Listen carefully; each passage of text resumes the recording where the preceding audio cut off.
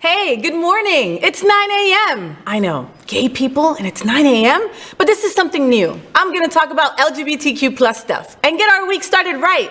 So get a cup of Joe. You know I love me some Joe. Not exactly how you gay boys love Joe, but you know what I mean. We have some things to talk about. It's gonna be a great week and love is in the air, cause it's Valentine's Day. Woohoo!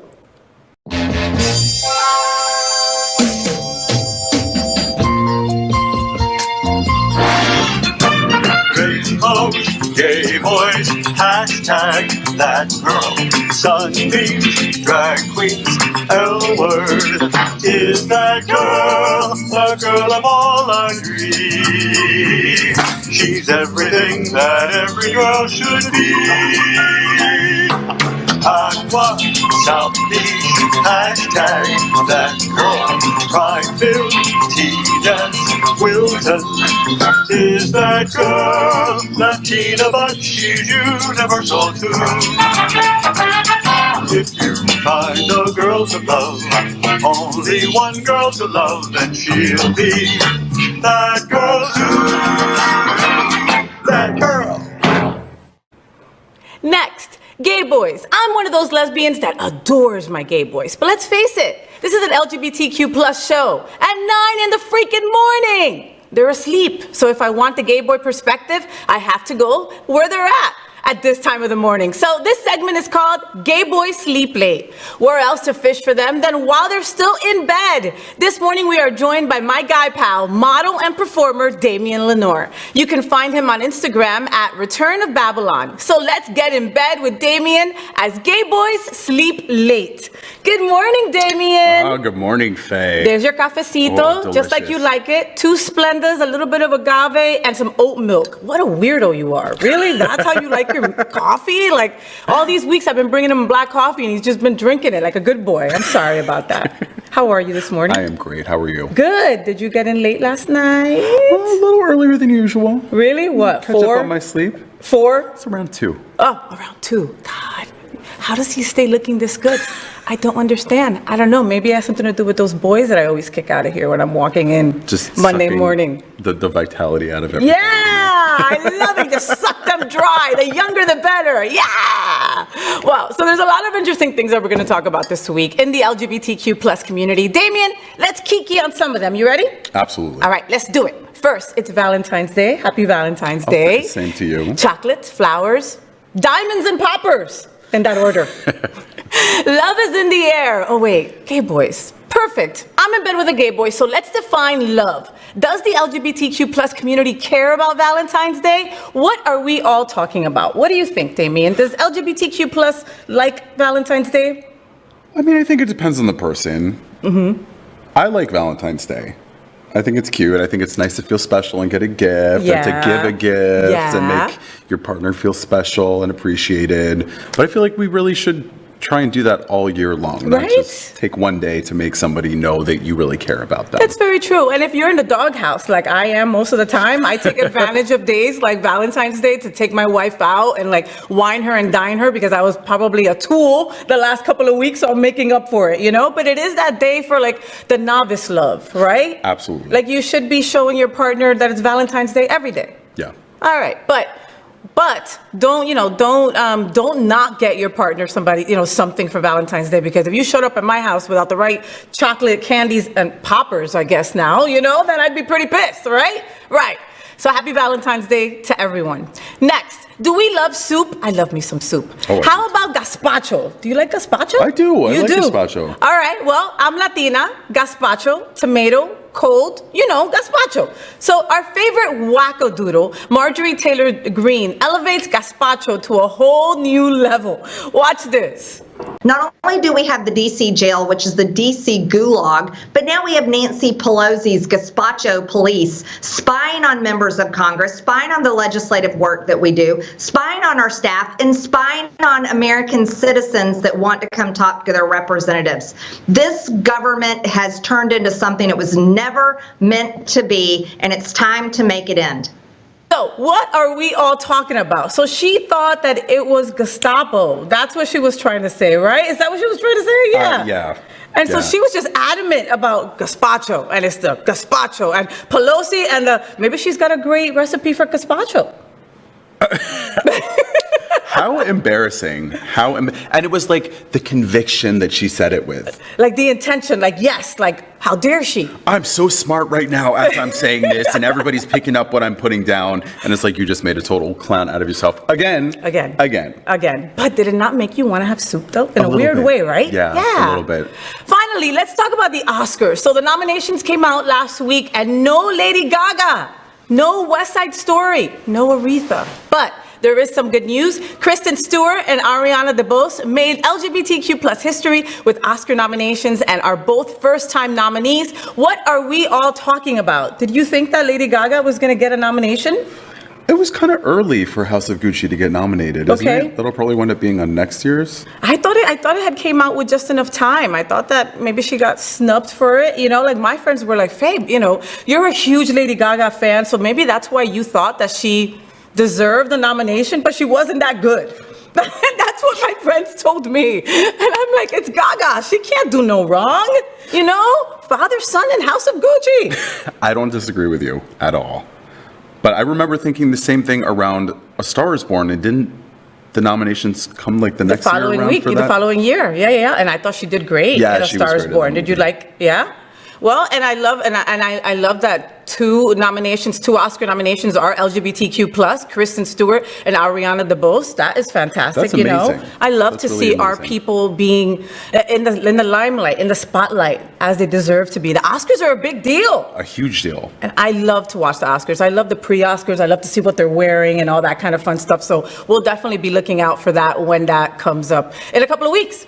Next up, Damien, we are gay after all, so let's talk about some fun things that will help us get through this week, all right? Tonight, February 14th, Valentine's Day, the amazing Andrea Bocelli will perform at FLA Live Arena in Sunrise. He is a voice of a generation, and tickets are available at Ticketmaster. What do we love about this? Do you like Bocelli? I don't not like Bocelli. Mm-hmm. It's kind of like nostalgic. That's sort of like the romantic music my parents and my grandparents listened to. You just call it old music? You can say that. When I think of Bocelli, I think of an older generation. Yeah. You know, our producers had put some of it on before we started today, and I was like, oh, this is kind of nice. And what did you say when he put the music on? Well, it reminds me of what my dad used to listen to in the car. And then you said it's good music to kill yourself to. Very toaster in the bathtub, very that. Which I love the drama of it, absolutely. The drama of Andrea Bocelli. All right, just for that, you should go get tickets. But he's an incredible talent, and you know, a Valentine's Day is not a Valentine's Day without at least listening to one song by the incredible Bocelli. Next up, February 18th, my girl, Tig Notaro, is at the Parker. Tickets are available at browardcenter.org. What do we love about this? Do you know Tig Notaro? I saw her in that zombie movie about the zombies in Las Vegas. Oh, yes, she was in that. I forgot about that. Yeah, she was great. And she was also in the Star Trek Discovery, right? Yes. And that's where we have a couple of other LGBTQ plus folks that are representing there as well. And I love her. I mean, she had a Netflix special a couple of years ago, and it was hysterical. And then she had like a sitcom kind of thing. And then I was looking forward to season 2. And then I read up an article that she got into an argument with the powers that be, and then they couldn't come to an understanding. So unfortunately, we weren't able to have a second season to that show. And then unfortunately, soon after, she got cancer and had a double mastectomy, and now is a super proud cancer survivor. She's constantly taking shirtless pictures of just her and her boobs. I mean, like, respect the woman, like, to no end. Love her talent, and I love that she's a lesbian. So representation, people, representation. We love it. Next up, that tiny little ABC show, you know, it's called Dancing with the Stars. We love JoJo Siwa this year, and a live performance with this season's professional cast will be at Seminole Hard Rock Live, February 18th. Watch this.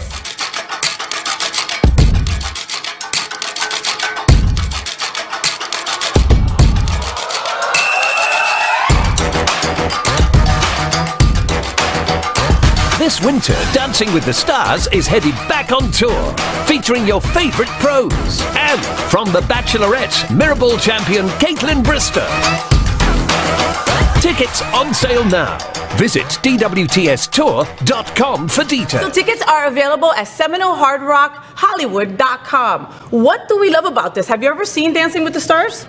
I don't think I've ever seen an episode of that show. Not one, for real? No, but I did used to love looking at the pictures of the dancers in like those tabloid magazines and stuff like that. Oh, yeah. They were hot, They hot, were hot, very hot. hot. And the outfits were incredible. Beautiful. And beautiful costume. You need experts to be able to lead these snot-nosed celebrities sometimes, where they're like, what do you mean I have to work out and do this 4 times a week? What? So these people are talented, they're incredible, and they're touring the country. So you get to, maybe you didn't get to see the show, but maybe you'll get to see the show live, which is a completely different scenario. Like to see them up there sweating and yummy. Maybe some of the sweat will fall on you. Who knows? I'll be there. Just like that. Bring it on. Bring it on.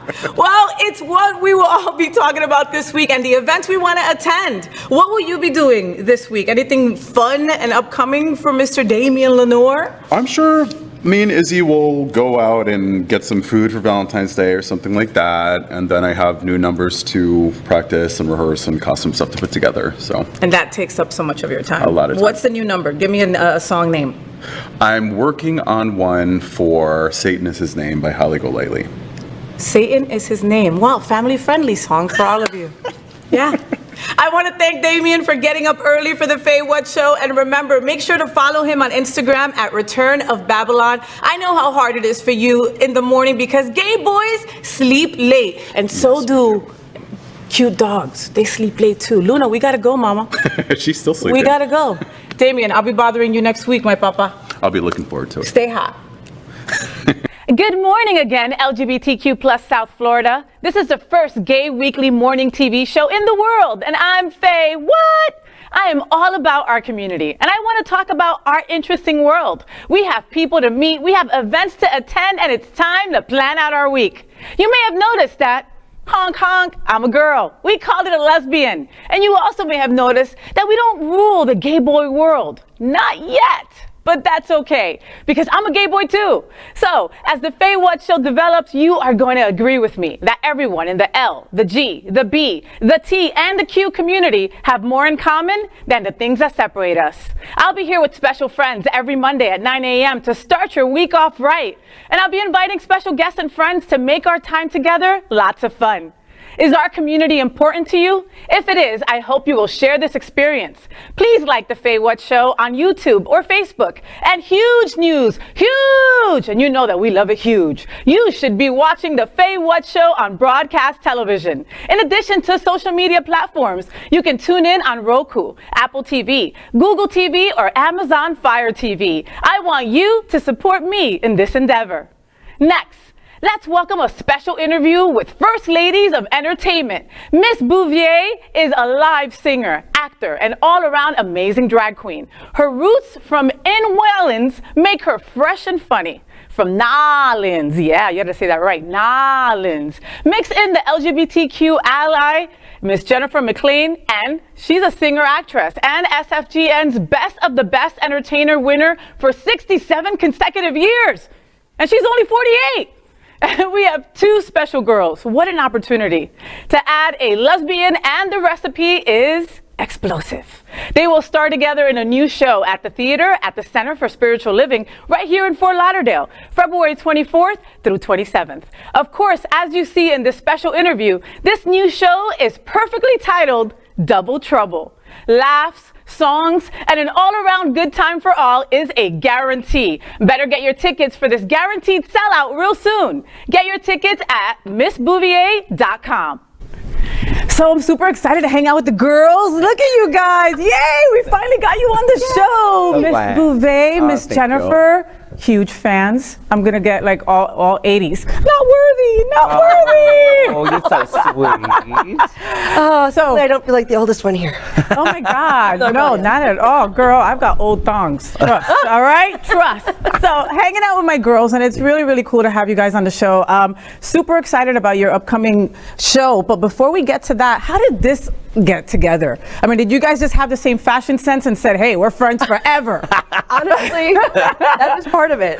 It was. Half the time, it turned out I had a dress that she also owned in her closet. So the two of us would just be like, "Well, are you wearing that one? Okay, we'll wear this one." So it just was born naturally, truly. That part. So, but the design for our show is purposeful to be twins. So we are deliberately wearing the exact same thing. Usually we try to do like what we're doing, sort of how she'll be in black and white and then white and black. So we try to, alternate for our cabaret show. But for Double Trouble, it's very exact, and we make jokes about it. I love it. I love it. And I can't wait to talk about Double Trouble. I love the synopsis and everything. So how did you guys meet? Because Miss Bouvee, I know that I've been stalking you since you got here to South Florida last year. Yeah. Correct? Yeah, I appreciate the stalk. And I appreciate the stalk. you don't got to get the courts involved yet. I'll let you know. Okay, good. All right. No superior. Okay. We originally met, I've been down here since, 98 is when I was first down here. When you were 2? When I was 2 years old, yes. I moved down here as a child.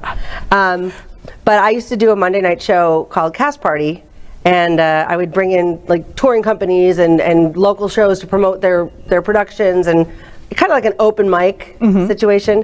And Ms. Bouvier's, how shall we say? My manager. Her manager. Eric Swanson. Okay, got it. Was coming down and doing tours with his friend, and they stumbled in to the Alibi, really, and met Michael Walters, and then anybody who meets her falls in love with her instantly because she's such a charmer. She's so good with an audience. I mean, there's a line in the play: you can hold an audience in the palm of your hand. Yes, that's a true depiction of Jennifer McClain and what she does on a weekly basis. So I just fell in love with her, and every year my manager would tour down here, and I would make it a point to go to her shows. And then when Miss Bouvee was looking for a partner in crime, it just made sense to ask Miss Jennifer McClain to join me in all kinds of trouble and chaos. And all kinds of trouble is right. And Miss Jennifer, how exactly did Miss Bouvee ask? Was this kind of like a a courting kind of thing? Was it exactly how? Yeah. Oh, no. She said, Jennifer McClain, I have this friend who really likes you down in Key West, and he wants us to come down and open his new restaurant. And I said, you do? And she said, I do. And I said, okay. And then we said, on the 4-hour drive down to Key West, let's do the show together. And then she said, I lost my voice. And that was on purpose? I know, I got laryngitis. It really happened? It actually happened. We were going down to do two shows, and then we would do the show together. And then I had a really bad sinus infection, and then I sounded like, what's that character from Monsters? Wazowski. Yes, it was so bad. And I was like, Jennifer, I lost my voice. You're going to have to do this show, honey. So, but it ended up being really fortuitous because we still did the show together, and she just did all the talking, introducing, and I was just basically the human jukebox. Yeah. I would do the comedy and the toast and all that. It worked. And then we were finally able, I think a week later, or later on that week, she's like, I'm feeling a little better. Will you come and do my show with me at Maddie's, I think it was. Right, yep. And I was like, yeah, sure, I'm not doing anything else this Friday. And we actually got to sing together finally, and it just gelled. And your voices liked each other for sure. That's there was true. Like a week later people like it. We need a name for the two of us. We gotta call ourselves something. And that's how the Boozy Belters was born, with that right there. So, yeah. How incredible. We followed the audience. The rule number one in show business is give the people what they want, right? And they responded to it. They did. They were loving Bouvier, and of course, they love this. Well, the thing is that in our community, we love fabulous, okay? And both of you are fabulous to the T, Miss Jennifer, I've got to ask you, you are a cisgender straight woman. Is that correct? Yeah. Okay, then I have Miss Bouvier, who is incredibly gorgeous, and you are in drag. Yeah. Right? And then there's me, that's a lesbian here. We've got it all covered on the woman we got aspect, the gamut right here. We've got it all covered. Most of your jobs and most of your gigs are in the gay community. Yeah. Correct? Has that always been the case?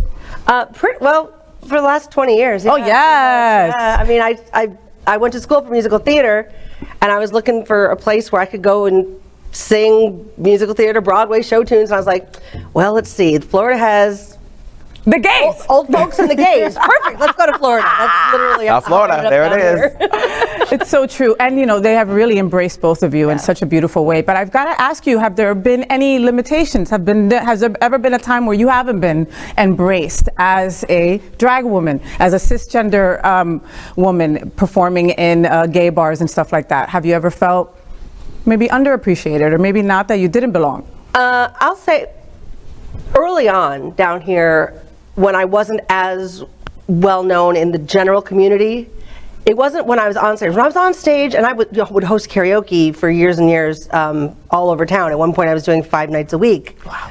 And that's how I got to know a lot of the community in general. But I would wander into a bar, and they wouldn't know that I worked in the community. That you were performing. And I would definitely get like a cold shoulder or a, what is this woman doing in our space? And I try to respect the space even now. I don't like somebody says, hey, let's all go to the Ramrod. I have no problem with the Ramrod. I'll go to the Ramrod, but I don't want to offend anybody that's there. Of course. You know, I'm not going to walk in and try to take over like they're afraid that, you know, I'm not a one-woman bachelorette party. Yes, you're not going to bend over in front of one of the holes on the wall. You're not going to. You're not going to do that. Not again. Not again. At one time. That's the other picture I saw on the wall because I'm not allowed in there anymore. Now I know there was another beautiful picture right next to me, and it must have been Miss Jennifer right there. Do not allow this woman in here again. How about you, Miss Bouvee? I mean, because you've got to have an upper hand. At the end of the day, you wake up in the morning without the makeup, and you wake up as a white man. This white male. I understand that, and I get away with a lot more as Miss Bouvee than my manager.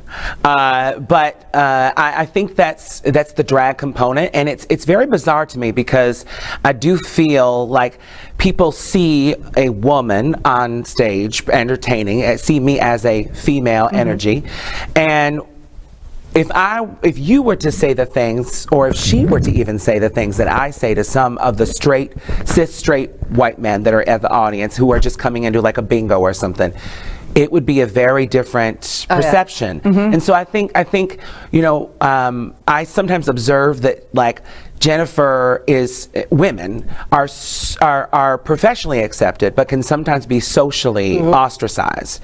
If she were to just show up at a gay bar, it'd be different than if she was working. I can work and show up, and it's not a fair thing. And I've noticed it here in Wilton Manors. It's very cis male driven and predominantly white driven. So it's not a secret. It's not okay. All right. I don't want to upset anybody. And there's a lot of white people there. There's a lot of white people. Listen, I lived and worked in Detroit for the last 10 years, so I'm used to diversity and what that includes. And it was a bit of a culture shock to move here. And coming from New Orleans is a melting pot of culture. Cajun, Creole, Haitian. I mean, you get all kinds of culture. It's the most European city in the U.S. I mean, I really believe that. It's beautiful. It is. It is. Food, cuisine, everybody. And the cultures just somehow beautifully coexist in every space, you know, and it's not like it here. And so I understand, and I sympathize with Jennifer's struggle, and I try my best to do what I can to offset it. I don't ever want her to feel like, you know, I'm managing us. She knows every bit and detail of what we're doing, and she's it is a partnership, even though I'm the one making the phone calls sometimes and doing that. It's, you know, I was raised by women. All my, you know, best teachers were all women. God forbid, you know, Lord have mercy, women. It just blows my mind sometimes how people view a secondary citizen when they just hear the word woman. And I think that time is up. It should be, and we all need to do our part to progress that in whatever way we can. Isn't it crazy how that's still the case? Absolutely. You know, 20 years in the business, you know, and some things really don't change. And I have to agree. I get that sometimes too. I'll go to a club that I frequent at, and I walk in and get the stares, and all of a sudden, once they know who I am, then it's like, girl, hi, look at that dress. Professionally accepted, right? Socially ostracized. That's the thing. It can even happen. It's okay. No, like when I go out in New York City, I go to a few bars where I know a lot of people, but I'll walk in, and the people that are there that don't know me are like, who is this woman? Why is she walking in like she's so comfortable here? Why is she walking in like she owns this place? And then the bartender will see me across the bar and be, oh my God, Jennifer, how are you? We haven't seen you in, you know, 6 months, a year, you know. And then they're like, oh, she's one of us. But there's that moment when it's, and I totally understand it because gay bars have always been a safe space. Yeah. Yeah. And going in as a woman, they don't know if you're going to respect that space. Even though I always try to. Of course, but you they don't know walk that in holding a sign saying, "I respect your safe space." Yeah, no, of course, and we try our best to, you know, give them the space, you know. But it would be awesome if it wasn't that separation, you know. Again, 20 years and it's still the same. Have you ladies made it down to Miami? She did. I did right? one You did recently. One Actually, I did a brunch last summer with Carla Croqueta. Yes, Carla Croqueta, yeah. Liberty. Love it. I haven't been down to Miami. I mean, I used to go down on occasion, but I haven't like broken into the Miami scene. Partially because it's a little bit of a drive if you're going to have any drink. Any drink? Right? There's this thing called Airbnb, Miss Jennifer. Or you can end up hooking up with somebody and stay over somebody's house. You know. Where do you live? I live in North Miami. You can stay in my second bedroom whenever you want. Second bedroom, okay. Yeah, I would love to get down to Miami in a heartbeat. I would in a heartbeat. Oh, and Carla Croqueta is such a great diva. I mean, fantastic. That's if you're going to have somebody teach you and show you around Miami, Carla Croqueta is definitely the one to talk to. So let's talk about the show. I got to talk about this show. Double Trouble. It sounds freaking fabulous. So Double Trouble is playing at the Center for Spiritual Living. I love the Center for Spiritual Living. Such a great spot. They're so welcoming. They're so wonderful to our community. Tell us how this all came about. How did Trouble, I know that you guys wanted to do something together again, right? And then? Well, we were inspired by a lot of the cabaret shows that you see in like P-Town or in Fire Island or Chicago. And like Varla Jean Merman is a great example. Bended La Creme, her cabarets coming to the Parker pretty soon. Yes. And so we wanted to sort of follow in those footsteps. And so we created a script. It's an actual script. It's not improv. And, you know, sort of like when you come to the Boozy Belter show, you can all request and it's sort of at the will of the audience. This is scripted. It has selected songs in it. Picture it like a play with music in it. Okay. And so, but it's comedy based and it's a cute story about twin sisters, identical twin sisters. And we haven't spoken for 20 years in the story, and we are reunited because our overbearing mother has passed away. Thank God. I mean, stage mom, right? That she was a stage mom to you, and you guys meet up again at the funeral. Yes, right? Okay. Yes. It's the first time we've seen each other in 20 years, and all of this other stuff. You know, showbiz life is where I went, and suburban life is where she went, and you sort of find out that we're not happy in our avenues alone. We'd much rather be together. So, you know, that's, you know, where we sort of go through in the play and see how we can coexist as sisters again. Yeah, like who's going to be the bigger star? No, I am. No, I am. No, I am. And now we're both going to be. Yeah, right? Exactly. Okay, how is this show different than the other shows that you have performed? Well, it's primarily because it's a storyline that's not me or Ms. Bouvier. It is the character, Ms. Bouvier, Minnie Bouvier, and I have the role of her twin sister, Mimi Bouvier. Mimi and Minnie. Yeah, exactly. We do it all. Mimi and Minnie. Mimi and Minnie. There's a couple moments that we're working on that. A lot of exercises to get those names out. But it is written as a storyline. You know, it's got a beginning, a middle, and a resolution at the end, as opposed to here's two friends getting on stage wearing contrasting outfits and singing whatever the audience wants. Right. It's an actual theatrical experience versus a cabaret that you might see in a bar. Got it. Now, did you write this, Miss Bouvier? Boy, I wish I could take that kind of No, I am not that talented. No, I have a dear friend. I doubt it. I know. I have a dear friend. His name is Robert Leleu, and he actually helped create Miss Bouvier, the original script. And he's my sort of in-house writer, and he wrote Minnie Behind Bars. Oh, okay. And so we worked with him already. He knew Jennifer's style and how to deliver, and he created the character of Mimi Bouvier for her. And he sort of gives us these parameters, and then we decorate it. You know, he sort of knows what we'll do with it. You know, I would say he's the house, we're the creativity. So we're the decor. You're the decor. Yeah, that's it. Love it. That's it. So he has a tremendous amount of trust in us to do what we want to do, and we trust him to know our voices. And he's a brilliant writer. Girl, great. He's fabulous. He don't trust you. He knows how good you are, and now he's saying, "Okay, let's do this." You think he trusts you? Ask him after the interview. He's gonna go, "No, girl, I don't trust you. I know that you're gonna get it done once that once it's showtime." Yeah, that's true. Because that's how you operate. Yeah. So you moved here recently. You're looking for a house, aren't you? How is that going? Oh gosh, I think it's probably going to be until the fall because this market is just so crazy. Yeah. I mean, it's a good thing, right? I mean, you always want the market to be. It's great for the neighborhood. It's good for the community, but it's hard if you're a buyer right now. So we're going to wait probably till the fall and see where things settle and see what we can do. But I love the house I'm in right now in Wilton Manors, and I'm excited to get more of a yard. Does that make me a sort of a country bumpkin? I don't know. I love it. Your yard is yes. Yeah, I want a yard. Like you deserve a yard. If I could have an acre of land, I'd be happy as a clam. I love it. Yeah. Now I know that doesn't exist in South Florida. But you will find it. You will find it. And your partner, your significant other, he's a nurse, I hear, right? Yes, my husband is a nurse at Holy Cross, and he is working hard right now. COVID hit this third, fourth, fifth strain that came. He's doing so full time for a nurse is 3 days a week. 12-hour shifts. 12-hour shifts. Yeah. Well, they're asking them to do 4 days a week. And commit to doing that for 4 weeks at a time. So he's been doing a lot of overtime, and he's getting his master's to be a nurse practitioner at the same time. Get that money. He's an overachiever, and I love him for it. I love it. My wife is a nurse practitioner, and so during COVID, it was, okay, no, girl, you come in through the back, you take off all your clothes. No, you give me an air kiss.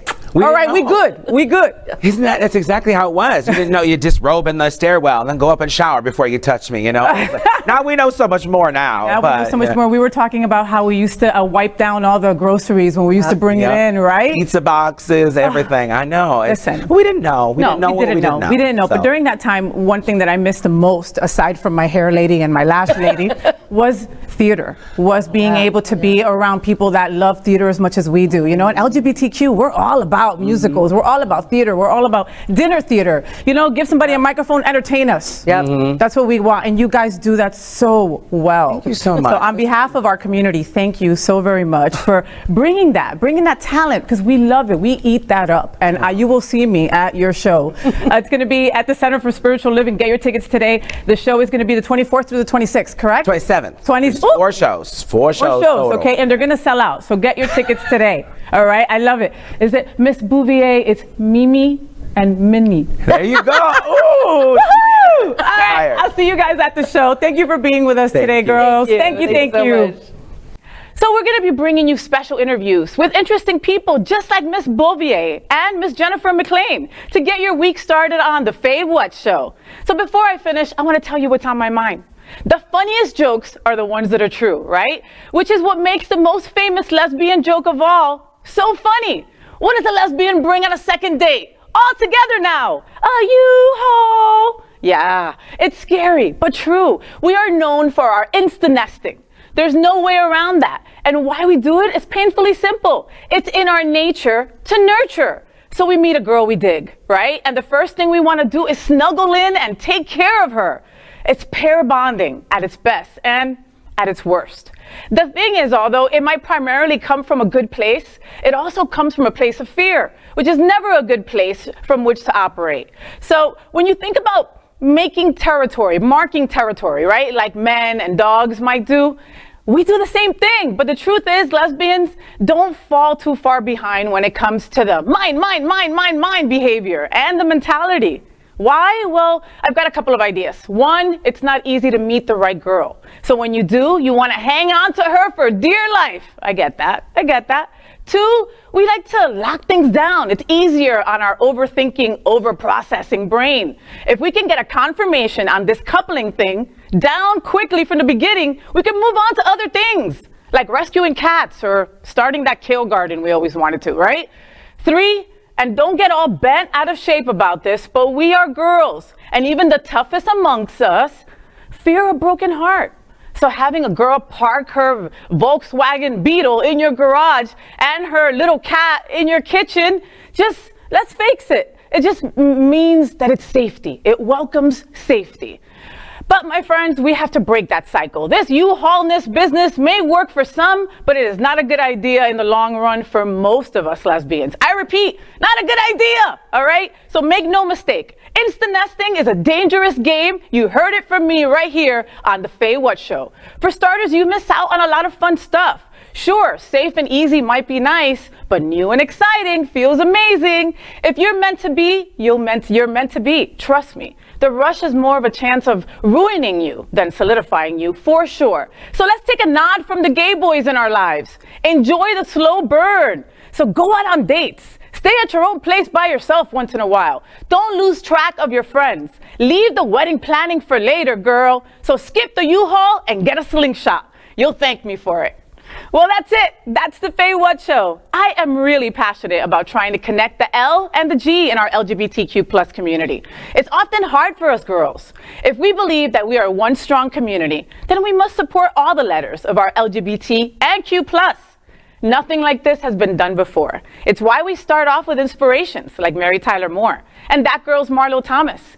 It's a new year. It's been a tough 2 years. So let's be a little bit kinder, a little bit funnier, and embrace our tremendous diversity. It's what makes us so strong. So until next time, at 9 a.m., I will see you on Monday morning live or anytime on demand. I'm FayWhat, and I am #thatgirl. Have a great week. Rainbows, gay boys, #thatgirl. Sunbeams, drag queens, L-word is that girl, the girl of all our dreams. She's everything that every girl should be. Aqua, South Beach, #thatgirl. Pride-filled, T-dance, Wilton is that girl, Latina but she's you.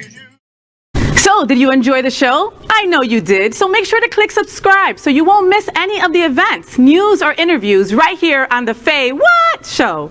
Ring the bell at the bottom of the screen, right there, so you'll be alerted every time we're live. You can also click on the Happening Out Television Network logo so you can see all of the shows on the most diverse LGBTQ plus media network. Find out just what we're doing to bring the